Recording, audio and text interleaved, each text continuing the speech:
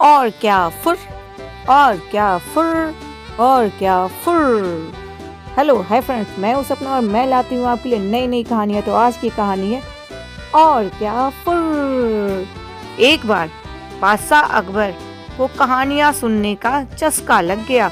उन्होंने अपने दरबारियों की पारी बांध दी, जो हर दिन आकर उन्हें एक कहानी सुनाते थे।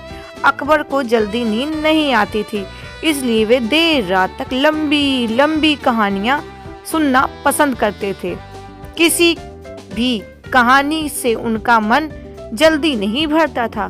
प्रारंभ से सभी दरबारियों ने उन्हें प्रभावित करने का उद्देश्य से खूब दिल खोल कर कहानियां सुनाई, लेकिन धीरे धीरे वे सब परेशान होने लगे।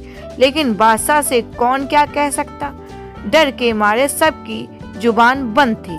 सबको बस इंतजार था कि उस दिन का जब बादशाह अकबर कहानियों का चस्का खत्म हो जाए और उनसे उनका पीछा छूटे, ये आफत से किसी तरह छुटकारा मिल जाए। एक दिन बीरबल की कहानी सुनाने की पारी आई। वह बादशाह अकबर के कक्ष में गया और कहानी सुनाने लगा। अकबर की बीरबल से अन्य दरबारियों की तुलना में अधिक अपेक्षा थी। बीरबल ने अकबर को छोटी छोटी कई कहानियां सुनाई, लेकिन अकबर का मन मान ही नहीं रहा था। उनका मन भर ही नहीं रहा था। उन्होंने बीरबल से कहा, बीरबल, तुम हमारे सभी दरबारियों में सबसे बुद्धिमान हो।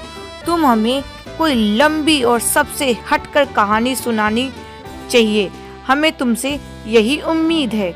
बादशाह का हुक्म बजाना बीरबल की कर्तव्य था।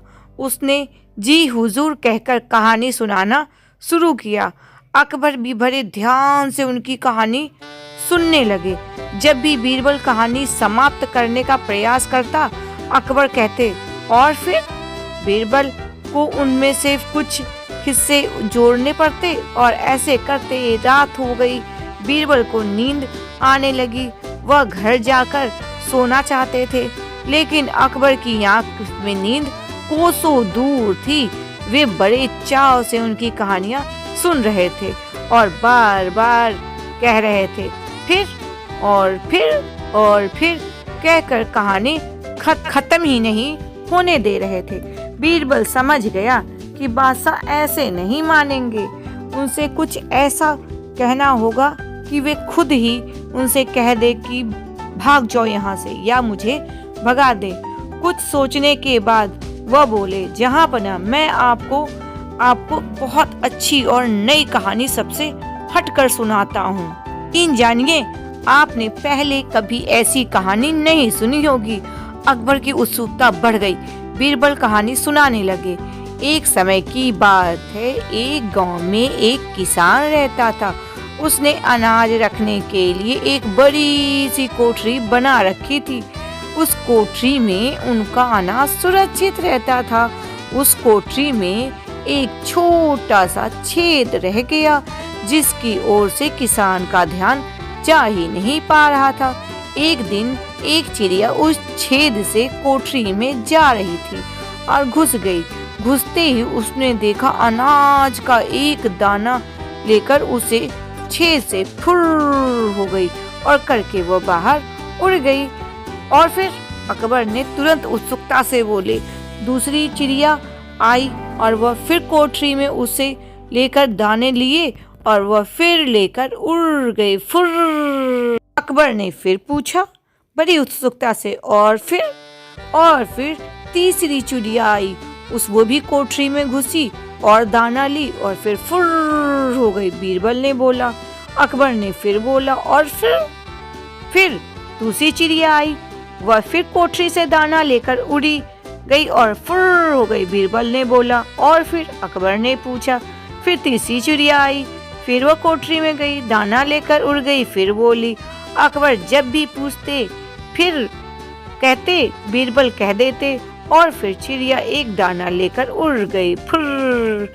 अकबर को और क्या करते करते बीरबल को फुर फुर फुर करते करते बहुत समय बीत गया। कहानी फुर से आगे बढ़ ही नहीं रही थी। आखिरकार अकबर झिलझिला कर खिजला कर बोले, ये क्या फुर फुर फुर लगा के रखा है? आगे की कोई कहानी बताओगे? जहाँ पना आप इतने ही तंग आ गए हो कि कोठरी के आसपास इतने सारे करोड़ों चिड़िया इकट्ठा हो गई है और सब एक एक करके कोठरी के अंदर जाते जाएगी और दाना लेकर उड़ जाएगी। फुर। आपके कहे अनुसार कहानी बहुत लंबी और हटकर है। फुर फुर सुनकर अकबर पहले ही बहुत खींच चुके थे। बीरबल की यह बात सुनकर उनका गुस्सा बढ़ गया और वह चिल्लाकर बोले, ये क्या कहावत के सुनाई है तुमने? अरे हो न सुनानी नहीं है तो बता दो मुझे, ऐसी कहानी कोई सुनाता है? ऐसी कहानी, चलो भगो यहाँ से, मुझे सोने दो, मुझे अब सोना है। जैसा जहाँपना का आदेश कहकर बीरबल मंद मंद मुस्कुराते हुए वहां से चले गए। सीख, किसी भी तरह की समस्या हो, बुद्धिमानी से काम लेने पर उसका हल अवश्य निकलता है। किसी भी समस्या से भागना कोई समाधान नहीं है, उसका हल करिए, उसका हल ढूंढिए। तो कहानी कैसी लगी? मस्त लगी ना? अगर कहानी अच्छी लगी हो तो लाइक, कमेंट, शेयर, सब्सक्राइब जरूर कर दीजिएगा और एक बार फुर फुर फुर करके अपने बच्चों को भी ये कहानी जरूर सुनाइएगा। थैंक यू, धन्यवाद।